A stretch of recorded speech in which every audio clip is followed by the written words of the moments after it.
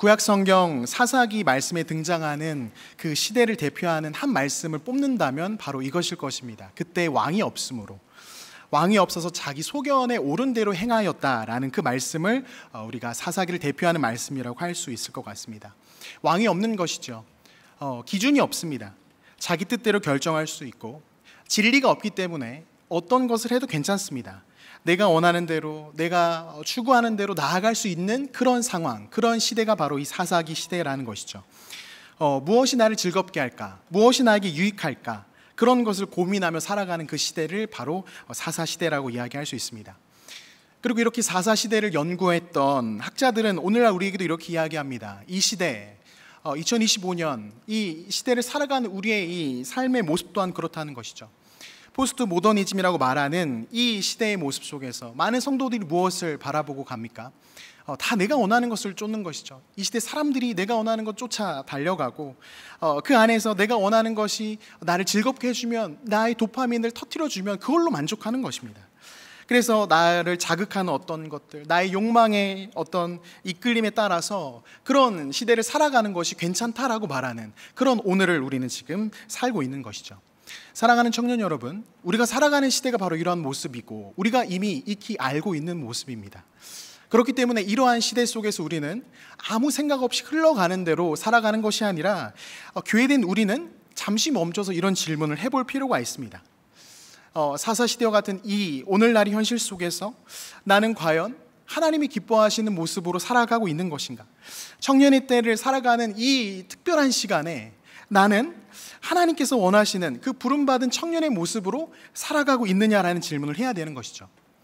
혹시 우리의 일상이 너무 바쁘기 때문에 그냥 흘러가는 대로, 그냥 살아가는 대로 그렇게 맞추면 되지 뭐가 그렇게 어렵겠느냐, 적당히 신앙생활하고 그냥 그렇게 살아가면 되는 거 아니냐라고 혹 생각하는 우리 청년들이 있다면 저는 이 시간 여러분에게 이렇게 권면드리고 싶습니다. 하나님의 자녀로 부름받은 저와 여러분은 우리의 목표는 그냥 적당히 살아가는 것이 아니라는 것입니다. 적당히 맞춰가며 살아가는 것이 아니라 이 시대에 정말 하나님 기뻐하시는 빛과 소금의 그 역할, 그 모습을 감당하며 살아가야 된다는 것이죠. 믿으십니까? 아멘이시죠? 한 번 더 아멘이시죠? 사사시대의 말씀을 좀 빗대어 표현한다면 하나님의 통치가 정말 이 땅에 이루어지도록, 하나님의 그 다스리심과 하나님의 그 일하심이 눈에 보여지도록 우리가 이 땅에서, 우리의 자리에서 그것을 살아내야 되는 것이죠. 다시 말해서 샬롬입니다. 샬롬을 우리가 만들어가는, 샬롬을 우리가 먼저 경험하여 그 샬롬의 모습을 보여주고 또 흘려보낼 수 있는 그 모습이 바로 하나님께서 기뻐하시는 이 시대 청년들의 모습이라는 것입니다. 그래서 아까 처음 인사 나눴을 때 제가 샬롬이라고 인사를 나눈 것입니다. 여러분 다시 한번 인사 나눠볼까요? 샬롬? 네, 좋습니다. 한 번 더 이렇게 인사 나눠볼게요. 샬롬의 사람이 됩시다. 네, 맞습니다. 바로 그 모습이 저와 여러분이 되어야 하는 모습인 것입니다. 그냥 적당히 흘러가는 대로가 아니라 정말 하나님이 우리에게 주시는 그 샬롬을 경험하는 사람, 그리고 그 샬롬을 흘려보내고 드러나게 하는 그 사람이 바로 저와 여러분이 되어야 하는 것이죠. 저는 오늘 말씀을 통하여 나의 삶의 자리에서 그 샬롬의 사람으로 나아가기 위한 그 모습을 함께 살펴보길 원하는데요. 이 말씀은 이스라엘 백성들이 당시 사사시대에 반복해서 저지르는 어리석은 모습을 조명하면서 시작하게 됩니다. 12절, 13절 말씀인데요. 제가 말씀을 읽을 텐데 한번 눈으로 따라와 주십시오. 이스라엘 자손이 또 여호와의 목전에 악을 행하니라. 이스라엘 자손이 여호와의 목전에 악을 행함으로 여호와께서 모압 왕 에글론을 강성하게 하사 그들을 대적하게 하시매 에글론이 암몬과 아말렉 자손들을 모아 가지고 와서 이스라엘을 쳐서 종려나무 성읍을 점령한지라. 아멘. 성경은 모압 왕은 이 에글론이라는 자가 이스라엘을 공격했다라고 기록하는데 그냥 단순히 모압이 이스라엘을 공격했다 이 정도의 표현이 아닙니다. 성경은 뭐라고 말하고 있냐면 여러 연합국들이 함께 힘을 모아 이스라엘을 공격했다라고 말합니다. 다 이 나라들은, 곁에 있는 이 나라들은 이스라엘과 매우 밀접한 관계가 있는 그런 나라들이었습니다. 다시 말해서 사방에서 이제 이스라엘 공동체를 에워싸는 그런 공격이 일어났고 그 연합군이 이스라엘 공동체 안에 들어와서 공격했던 곳이 어디냐면 바로 종려나무 성읍이라고 이야기합니다. 그 종려나무 성읍이라는 곳을 공격했다고 기록하죠. 그곳이 어디냐 하면 우리가 잘 알고 있는 성읍입니다. 바로 여리고죠. 여리고라는 그 지역은 이스라엘 공동체 그 영토 가운데 들어와서 많은 지역으로 뻗쳐나갈 수 있는 지리적으로 굉장히 이점이 있는 곳이기도 하면서, 또한 그보다 더 중요한 것은 이 여리고라는 곳에서 하나님이 어떠한 일을 했는지 우리가 알고 있다는 것이죠. 무너지지 않을 것 같은 그 성읍을 하나님께서 놀라운 능력으로 말미암아 이기게 하시고 무너뜨리게 하시고 하나님의 살아계심을 경험하게 하셨다는 겁니다. 그 여리고라는 성읍이 바로 그 영적 승리, 영적인 그 하나님의 놀라운 일하심을 경험했던 바로 그 자리라는 것이죠. 근데 그곳을 지금 이 대적들이 치고 들어와서 점령했다라고 말합니다. 그 대적들이 들어와서 이제 그곳을 점령하고 더 이상 하나님의 어떤 일하심, 하나님의 놀라운 역사, 이런 것들은 이스라엘 공동체 가운데 이제 보이지 않게 되어 갔다라는 겁니다. 무슨 말씀을 우리에게 알려주고 계신 겁니까? 절망의 상황인 겁니다. 바닥을 치는 것이죠. 그들이 환경적으로도 어려운 것뿐만 아니라 그들이 영적으로도 어두워져 간다는 것입니다. 14절 말씀에서 보니까 그 지배했던 기간이, 이 모압이 지배했던 기간이 무려 18해가 된다라고 합니다. 짧지 않은 시간이에요. 굉장히 오랜 시간 지금 이스라엘 공동체 가운데 영적인 부분은 어두워져 가고 상황은 힘들다라는 겁니다. 그리고 하나님께서는 사사기의 이런 말씀들을 오늘 본문에서 우리에게 이렇게 보여주시면서 이런 질문을 우리에게 하시는 것 같습니다. 무엇이냐면, 이렇게 어두워져 가고 소망이 없어 보이는 바닥을 치는 이런 모습 속에서 과연 이 이스라엘 공동체, 하나님의 백성들 가운데 회복이, 어떠한 반전이, 어떠한 부흥이 가능하겠느냐라는 것이죠. 그 땅의 샬롬이 다시 회복될 수 있겠느냐라는 것을 하나님 우리에게 질문하시는 것 같습니다. 너무 쉽지 않은 상황이라는 거예요. 말씀이 우리에게 보여주는 거예요. 너무 어렵고 불가능해 보이는 그런 장면을 보여주는 것이죠. 사랑하는 청년 여러분, 그런데 바로 이 모습, 샬롬이 더 이상 회복되지 않을 것 같은 바로 이 모습이 어쩌면 우리가 살아가는 삶의 자리의 모습과 너무 닮아있지 않습니까? 정말 열심히 살아가잖아요. 열심히 애를 쓰고 이 시대를 살아가지만 시대는 갈수록 어떻습니까? 영적으로 어두워져 갑니다. 신앙적으로 갈수록 어두워져 가죠. 실제로 나의 눈에 보여지는 어떤 모습들, 가정에서, 직장에서, 학교에서, 어떤 관계 안에서 그 현실을 살아가는 모습을 보면 너무 답답하고 쉽지 않은 것들을 우리가 보게 되는 것이죠. 그것들을 보면서 우리가 무엇을 소망합니까? 변화가 일어났으면 좋겠는데, 뭔가 좀 회복이 됐으면 좋겠는데 보이지 않는 거예요. 가능성이 보이지 않는 거예요. 제가 여러분과 만나서 이야기를 나누고 또 신방을 하면서 여러분 마음 가운데 그 답답함이 있는 것을 보거든요. 목사님, 어떻게든 좀 하나님이 일하셨으면 좋겠고, 하나님이 나의 삶에 이런 놀라운 일들을 보이셔서 샬롬이 정말 보여지고 경험되어졌으면 좋겠어요, 목사님. 주일에 목사님 맨날 샬롬 외치는데 그게 그냥 입으로 외치는 구호가 아니라 정말 경험했으면 좋겠다라고 말하는 그런 이야기를 제가 많이 듣습니다. 이런 상황 속에서 우리는 굉장히 무기력한 것이죠. 무기력한 마음을 마주하는 우리의 모습을 보게 되는 것입니다. 이스라엘 백성들이 겪었던, 그리고 그들의 쉽지 않은 그 모습과 오늘의 우리의 모습이 참으로 닮아 있는데, 하나님은 이러한 이스라엘 공동체의 그 상황 속에서 한 사람을 세우신다는 겁니다. 그 사람이 누구냐면 바로 베냐민 지파 왼손잡이 에훗이라는 인물입니다. 15절 말씀인데요, 같이 한번 말씀 읽어볼까요? 같이 한번 말씀 읽어봅시다. 시작. 이스라엘 자손이 여호와께 부르짖음에 여호와께서 그들을 위하여 구원자를 세우셨으니 베냐민 사람 게라의 아들 왼손잡이 에훗이라. 이스라엘 자손이 그를 통하여 모압 왕 에글론에게 공물을 바칠 때에, 에훗은 하나님 보시기에는 사사로서 세움을 받을 만한 사람처럼 보였을진 모르나 당시 사람들이 보기에는 그는 너무나도 답답한 인물처럼 느껴졌을 것입니다. 이런 뭔가 놀라운 일을 일으킬 만한 그런 인물로 느껴지지 않는다는 것이죠. 탁월한 인물이 아닙니다. 오히려 그 반대의 모습이라는 것이죠. 그도 그럴 것이 말씀에서 설명하고 있듯이 그는 왼손잡이라고 기록하고 있습니다. 여러분, 오늘날도 그렇지 않습니까? 한 10년, 15년 전까지만 해도 여러분 왼손잡이에 대한 인식이 굉장히 그렇게 좋지 않았습니다. 물론 요즘은 많이 나아졌죠. 근데 제 어릴 적만 해도 왼손을 쓰면 혼났습니다. 밥을 어떻게 왼손으로 먹냐 이런 식으로 막 혼났던 기억이 있어요. 세대 차이가 느껴지고 있습니다. 오늘날은 어떻습니까? 그래도 오늘 나은 편이죠. 근데 옛날에는 이 왼손을 쓰는 게 굉장히 문제가 되었다라는 거죠. 근데 이 당시의 시대에 한번 그 모습을 생각해 보면 어떻습니까? 정말 이거는 이해할 수 없는 모습이라는 거예요. 이 왼손을 쓰는 것 자체가 굉장히 부정적이고 저 사람 좀 문제가 있는 사람으로 여겨진다는 거죠. 더욱이 지금 이 에웃이라는 하나님이 세우시는 이 사람에 속한 지파가 어디냐면 아까 말씀에도 나온 것처럼 베냐민 지파라는 겁니다. 근데 이 베냐민 지파, 이 베냐민의 이름의 뜻이 무엇인지 아십니까? 오른손의 아들이에요. 오른손의 아들. 그가 속한 공동체는 다 오른손을 잘 써야 되고 우리의 프라이드는 오른손으로 무엇을 하는 것, 이런 공동체의 분위기 속에서 지금 이 에웃은 오른손을 못 쓰는 겁니다. 왼손잡이라는 거예요. 그러니까 자신이 받아들여지지 않는 그런 환경에서 지금 자라온 그 모습인 거죠. 그러니까 에웃이 뭔가 100을 해요. 120을 합니다. 그런데 사람들은 에웃을 향해서 뭐 60도 안 돼, 50도 안 돼, 인정받지 못하는 그런 현실을 살아왔던 그 인물, 한마디로 평범하지 않은 사람, 사회적으로 보면 너무나도 약하고 어떤 역할을 감당하지 못할 사람으로 여겨지는 그 인물이라는 것입니다.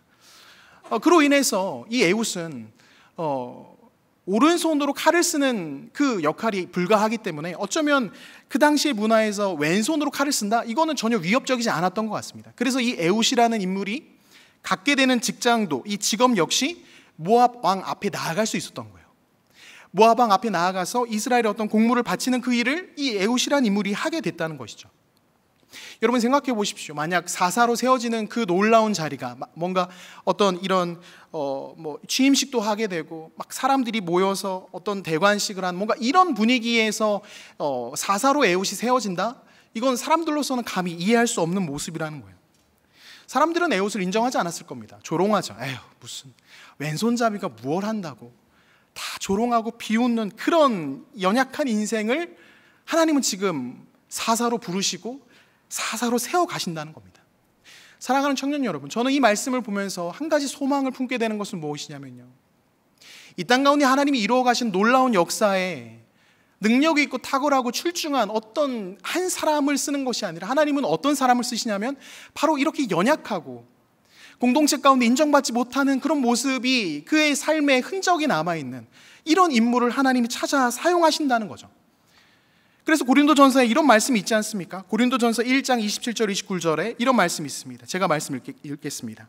그러나 하나님께서 세상의 미련한 것들을 택하사 지혜 있는 자들을 부끄럽게 하려 하시고 세상의 약한 것들을 택하사 강한 것들을 부끄럽게 하려 하시며 하나님께서 세상의 천한 것들과 멸시받는 것들과 없는 것들을 택하사 있는 것들을 폐하려 하시나니 이는 아무 육체도 하나님 앞에서 자랑하지 못하게 하려 하심이라. 아멘. 아멘이십니까?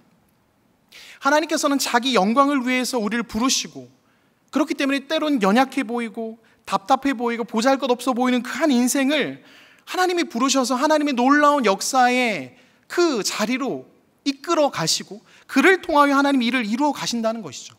이 법칙은 과거나 오늘이나 동일합니다. 하나님이 우리의 인생의 연약한 모습을 하나님이 사용하시길 원한다는 거죠. 하나님이 기뻐하시길 원한다는 겁니다. 그렇다면 에웃을 통해 우리가 확인하게 되는 그 샬롬이 무너져가는 시대에 그 샬롬을 회복할 수 있는 방법이 무엇인가? 오늘 저와 여러분이 두 가지로 좀 살펴보길 원하는데요. 첫 번째는 바로 이것입니다. 에웃이 그 샬롬이 무너져가는 시대에 샬롬 회복할 수 있는 그 첫 번째 방법은 바로 왼손을 뻗어라라는 것입니다. 같이 한번 따라해 볼까요? 왼손을 뻗어라. 모압 왕에게 반복적으로 공물을 이렇게 바치던 에웃의 일상 가운데 한 가지 변화가 시작됩니다. 그 변화의 모습은 무엇이냐면 이전까지는 에웃 스스로가 자신의 왼손을 그렇게 바라보지 않았었거든요. 근데 그 왼손을 다시 바라보고 다시 인식하는 가운데에서 이 놀라운 일들이 일어나기 시작하는 겁니다. 이전에는 이 왼손을 어떻게 바라봤겠습니까? 오른손을 쓸 수 없으므로 어쩔 수 없이 사용해야 되는 자랑스러운 손이 아니라 나의 부끄러운 모습인 거죠. 나를 위축하게 만드는 과거의 어떤 상처와 아픔 때문에 어쩔 수 없이 사용하고 있는 그 왼손 말입니까? 왼손을 자랑스럽게 여겼을까? 아닙니다. 에웃은 그러지 않았을 거예요. 사람들이 왼손 쓰는 거 가지고 뭐라고 하거든요. 근데 지금 에웃의 인생 가운데 지금 이 왼손을 다시 한번 바라보게 되는 거예요. 이 왼손이 나에게 정말 그렇게 불필요하고 의미 없고 숨기기만 급급한 그런 존재인가? 이 왼손을 다시 바라보는 거예요. 이 왼손 또한 곧 나이며 나를 부르신 하나님이 이 왼손 또한 다시 바라보기를 원하신다는 것을 이 에웃이 인식하기 시작하는 겁니다. 그러면서 이 에웃이 자신의 부끄럽고 숨기려고 하던 그 왼손을 다시 한번 바라볼 뿐만 아니라 그 왼손을 다시 한번 이제 어떻게 해요? 사랑하지 못했고 감출했던 그 왼손을 뻗게 된다는 것이죠. 그 왼손을 뻗는 모습이 오늘 말씀이 등장합니다. 3장 21절 말씀인데요, 같이 한번 읽어볼까요? 에훗이 왼손을 뻗쳐 그의 오른쪽 허벅지 위에서 칼을 빼어 왕의 몸을 찌르매. 아멘. 왼손잡이라 별 볼 일 없는 그런 공물을 바치던 이 에훗이 왕 앞에 의심 없이 다가갈 수 있었던 것이죠. 그래서 오른쪽 허벅다리에 숨겨놓은 칼 역시 잘 숨기고 갈 수 있었던 것입니다. 사람들은 생각했거든요. 저 왼손잡이 아무것도 할 수 없어. 저 왼손으로 무슨 왕을 해야 할 수 있겠어. 그러나 이제 이 왼손을 에훗이 다시 바라보고 다시 하나님 앞에서 그 손을 뻗을 때 이 왼손은 놀라운 하나님의 도구로 바뀌어간다는 것입니다. 뻗은 그 손이 모압 왕의 목숨을 취했을 때 에훗은 깜짝 놀랐을 거예요. 아니, 이 왼손으로 내가 무엇인가를 할 수 있다고? 내가 이렇게 칼을 뽑아서 그 왕을 해하려고 할 때, 이스라엘의 대적 그 모압 왕을 제거하려고 할 때 과연 내가 할 수 있을까라는, 어쩌면 자신 스스로도 신뢰할 수 없는 마음이 있었겠죠. 그러나 그가 왼손을 뻗었을 때, 그 왼손을 펼쳐 보았을 때 놀라운 일이 일어난다는 겁니다. 제가 사역을 하면서 청년들을 많이 만나면서 느끼는 것이 한 가지가 있습니다. 그것이 무엇이냐면, 정말 이 사랑하는 청년들의 삶 가운데 그들이 숨기고 그들이 부끄러워하는 그 왼손이 있다는 거예요. 삶의 자리에서, 어떤 관계 안에서 혼자 신앙생활하면서 끙끙 앓면서 숨겨놓고 있는, 감추고 있는 그 왼손이 있는 거예요. 한 사람 빠짐없이 모두 다 그 왼손이 있는 겁니다. 그걸 보이려고 하지 않아요. 드러내려고 하지 않아요. 세상 앞에서 내가 이것을 드러냈을 때 세상에서 내가 인정받지 못하니까, 이것 때문에 내가 오히려 멸시를 당할까 봐 다 그 왼손을 감추고 있는 것이죠. 움츠리고 있습니다. 그 왼손잡이들이 얼마나 많은지 모른다는 것이죠. 그리고 그들이 그 왼손을 부여잡고 때때로 기도의 자리, 예배의 자리에 나와서 하나님, 이게 제 참으로 안타까운 제 연약한 왼손이고 제 아픔입니다 라고 하나님께 드리는 것이 아니라, 안타깝게도 하나님 앞에 나와서도 이것을 감추는 거예요. 하나님, 저 그래도 잘 지내고 있어요. 저 그래도 나쁘지 않습니다. 하나님, 근데 이러이러한 것도 필요해요. 이걸 드러내지 않는다는 거예요. 저 역시 저의 과거에 그 왼손을 감추려고 했던 시간들이 있습니다. 제가 집에서 둘째로 태어났거든요. 이 땅에 태어난 둘째들 위로를 드립니다. 네. 첫째 누님이 공부를 너무 잘하셨어요.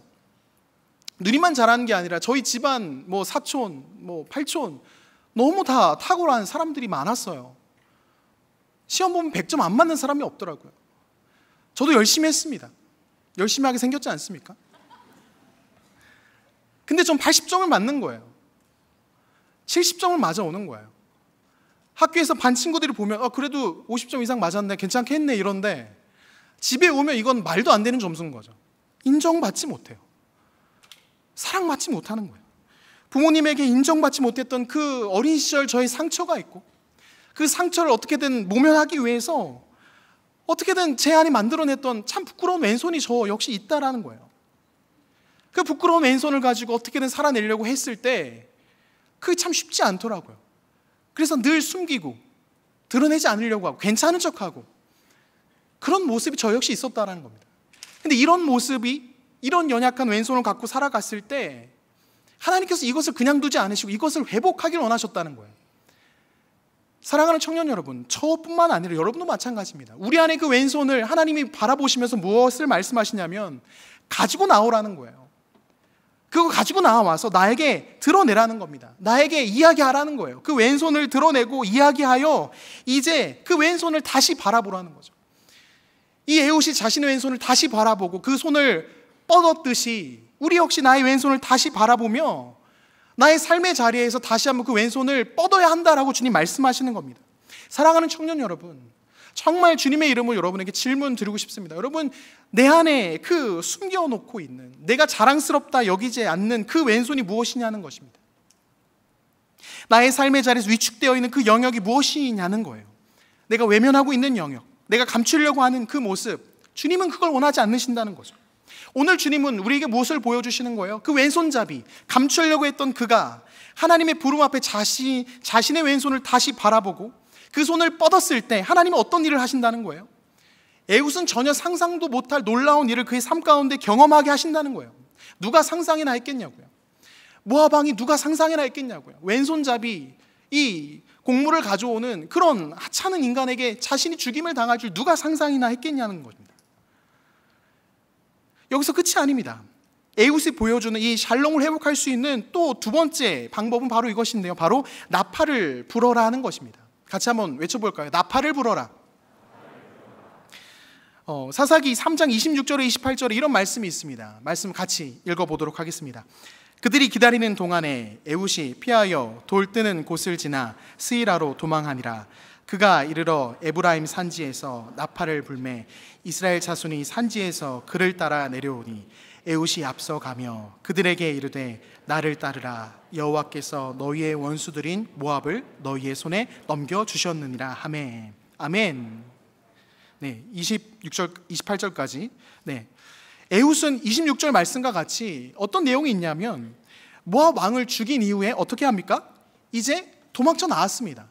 도망쳐 나온 다음에 이제 에훗이 무엇을 하냐면 자신의 몸을 숨기는 게 아니라 에브라임 산지라는 곳으로 가서 나팔을 외친다는 거예요. 여러분, 이 대적의 생명을 끊었지만, 그 왕은 죽였지만 여전히 지금 위협은 남아 있습니다. 이스라엘 공동체 가운데 이 왕이 죽은 것을 알고 따라오는 추격군들도 있을 것이며 18해 동안 그 땅을 지배했던 이 모압의 강성한 군대들도 있을 거예요. 여전히 위협은 남아 있습니다. 그럼 그 위협을 피해서 이 에훗이 어쩌면 몸을 숨기는 것이 지혜로워 보이지만 에훗이 하는 것은 무엇이냐면 바로 에브라임 산지로 올라가서 나팔을 분다라는 거예요. 여기서 이 나팔을 분다는 것은 단순히 이제 나와 함께 싸울 사람들을 모은다 이런 의미를 갖고 있는 것이 아닙니다. 여기서 이 나팔을 부는 이 모습은 에훗이 지금 자신의 신앙이, 자신의 삶이 하나님 앞에서 다시 한번 변화되었음을 선포한다는 거예요. 부끄럽고 숨기려고 했던 그 왼손을 하나님이 다시 바라보게 하셨고, 그 왼손을 뻗었을 때 하나님 놀라운 일들을 행하셨기에, 그 은혜를 경험하였기에 이제 이 에훗이 무엇을 하는 겁니까? 하나님이 살아계시다, 하나님이 일하고 계신다, 하나님이 나를 통하여 그 놀라운 일들을 행하셨다라는 것을 믿음으로 고백한다라는 것이죠. 과거 이스라엘이 회막이나 광야에 나아갈 때 하나님의 어떤 일하심이나 인도하심을 그 나팔로 표현하였듯이 에훗은 지금 무엇을 하는 거예요? 이제 에훗 개인의 삶에 하나님의 일하심과 인도하심이 이루어졌다는 것을 선포하는 것입니다. 여러분, 이 선포가 얼마나 중요한지 아십니까? 이 선포는 그냥 에훗 개인의 어떤 놀라운 고백과 어떤 선언에서 끝나는 것이 아닙니다. 이 에훗의 선포와 에훗의 어떤 믿음의 확신에 찬 그 나팔을 부는 것이 이 에훗 한 사람에서 멈추는 것이 아니라 이스라엘 공동체로 퍼져나간다는 거예요. 이전까지 18해 동안 하나님의 살아계심에 대해서, 영적인 하나님의 일하심에 대해서 이스라엘 공동체는 죽어 있었습니다. 눈이 닫혀 있었죠. 그런데 이 에훗의 나팔 소리를 통하여 공동체가 살아나기 시작하는 겁니다. 하나님의 일하심, 하나님의 어떤 놀라운 것들 나 관심 없어, 그냥 먹고 살기 바쁜데, 이랬던 이들이, 영적으로 침체되었던 이들이 지금 이 나팔 소리를 통하여 그들이 일어나기 시작하는 것이죠. 저는 말씀을 묵상하면서 그런 모습이 상상되었습니다. 여러분, 이 한 사람을 통하여 하나님이 공동체를 회복하시고 그 한 사람을 통하여 하나님이 역사를 써내려 가신다면, 여러분, 우리 청년교구 공동체 가운데 하나님이 찾으시고 세우시는 그 한 사람이 이렇게나 많이 있다면, 여러분, 우리의 영향력이 과연 작겠습니까? 그럴 리 없다는 것이죠. 그 한 사람을 통하여 하나님은 세우시고 일으켜 가시며 그분의 일하심을 이 어두워가는 시대 가운데 보이신다는 것입니다. 성경 말씀을 살펴보면 에훗만 그런 것이 아니죠. 에스더가 어떻습니까? 죽으면 죽으리라 선포하면서 무엇을 했습니까? 하나님 앞에 기도하며 나아가죠. 공동체가 기도하며 나아갑니다. 공동체가 일어나는 것이죠. 한 사람을 통하여 역사를 써내려 가시는 하나님의 모습을 보게 되는 것입니다. 개신교의 이 종교개혁이 시작됐던 그 첫 스타트, 누구로부터 시작된 것입니까? 마틴 루터라는 그 한 사람, 그 한 사람의 외침, 그 한 사람의 외침으로 인하여 공동체가 일어나고 살아나며 하나님 앞에서 회복을 경험했다라는 것이죠. 수련회를 다녀온 일청년부 지체 여러분, 어디 계십니까? 샬롬. 여러분에게 막중한 책임이 있는 거예요. 은혜를 경험하셨고 은혜 가득한 하나님의 그 일하심을 여러분이 맛보았다면 이제 무엇을 해야 되는 겁니까? 그 은혜를 경험한 대로 나팔을 외치셔야 되는 거예요. 그 나팔을 부르면서 서로 깨워주고 일으키고 나아가셔야 되는 것입니다. 국내 선교를 준비하는 2천과 4천년 우리 지체 여러분, 여러분의 왼손을 주님께 드리셔야 되는 거예요. 주님, 저의 연약함과 저의 부끄러움입니다. 그러나 이것을 드릴 때 하나님이 어떤 일들을 하실지 기대하며 나아갑니다. 이 고백으로 나아가야 되는 것이죠. 수련회를 앞두고 있는 삼청년부 지체 여러분, 또 삼청년부 안 하면 서운하니까 또 이 애굽과 같은 한 사람이 되어 돌아오시기를 소망하셔야 되는 것입니다. 사랑하는 청년 여러분, 결국 이 에옷이라는 한 인물은 이스라엘 공동체 가운데 개인의 회복에서 그치는 것이 아니라 그 공동체 전체를 바꾸는 놀라운 주역으로 쓰임받게 되었습니다. 한 사람의 인생의 샬롬을 경험하는 것에서 그치는 것이 아니라 공동체 전체로 그 샬롬이 뻗어나가는 거예요. 공동체 전체로 하나님의 살아계심이 드러나게 되는 겁니다. 사사기 3장 29절 30절 말씀에 이런 말씀이 기록되어 있어요. 제가 말씀 읽을 테니까 눈으로 잘 따라와 주십시오. 그때 모압 사람 약 10,000명을 죽였으니 모두 장사요 모두 용사라. 한 사람도 도망하지 못하였더라. 그날에 모압이 이스라엘 수하에 굴복함에 그 땅에 80년 동안 평온하였더라. 여러분, 지금 이 말씀이 어떤 의미인지 아십니까? 에옷이 나팔을 불고 이스라엘 공동체가 일어나 이스라엘을 대적하던 그들과 싸웠습니다. 그리고 그 싸움의 결과는 완전한 승리며 더 나아가서 그 땅의 평안이, 하나님께서 허락해 주시는 그 땅의 평안이 회복되었다는 겁니다. 놀랍게도 그 평안, 그 샬롬이 1년, 2년이 지속된 게 아닙니다. 30절 말씀 다시 한번 띄워주시죠. 몇 년간 지속되었다라고 기록되어 있습니까? 80년 동안입니다. 80년 동안. 80년 동안 평온하였다라고 기록되어 있어요. 사사기 말씀 가운데 여러 사사가 세워지고 이런 평온의 기간들이 기록이 되어 있지만 80년이라는 이 시간은 가장 오래된 시간이에요. 가장 오랜 시간 그 샬롬이 경험되어지고 하나님의 다스림 가운데 그 공동체가 나아갔다는 것입니다. 그리고 그 놀라운 일이 누구를 통해서 이루어졌다는 거예요? 왼손잡이 에훗. 그 한 사람을 통하여 그 일들이 이루어졌다는 것입니다. 사랑하는 청년 여러분, 하나님은 한 사람, 그 연약한 한 사람을 사용하셔서 그분의 살아계심과 일하심을 보이시는 분이십니다. 우리가 하나님을 신뢰하지 못하는 거예요. 우리가 하나님을 온전히 믿지 못하는 거예요. 하나님도 나의 왼손을 인정하지 않으실 거야. 하나님도 나의 이 왼손을 부끄럽게 여기실 거야. 아닙니다. 하나님은 그걸 원하시는 거예요. 그걸 통해서 일하시길 원하신다는 것입니다.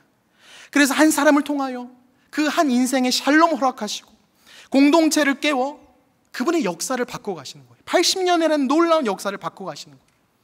여러분, 이것을 위해서 우리 구주 예수 그리스도께서 이 땅에 오셨고 우리에게 성령 하나님을 보내주셨다는 것입니다.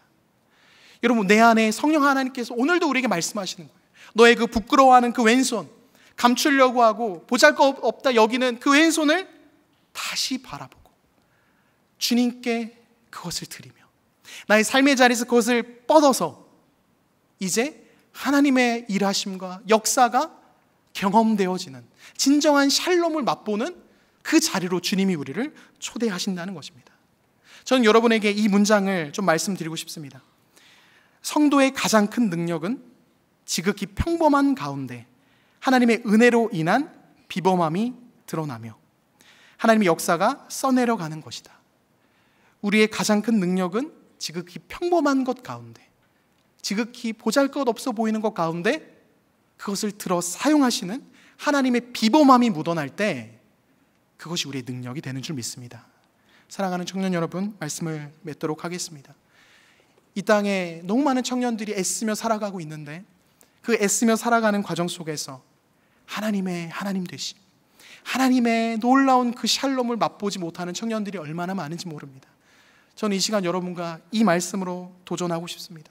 하나님이 우리를 부르셔서 그 샬롬을 허락하게 하시며 더 나아가서는 여러분을 통하여 그리고 저를 통하여 공동체가 살아나고 하나님이 허락해 주시는 그 놀라운 샬롬의 그 은혜를 누리게 하시길 원하는 줄 믿습니다.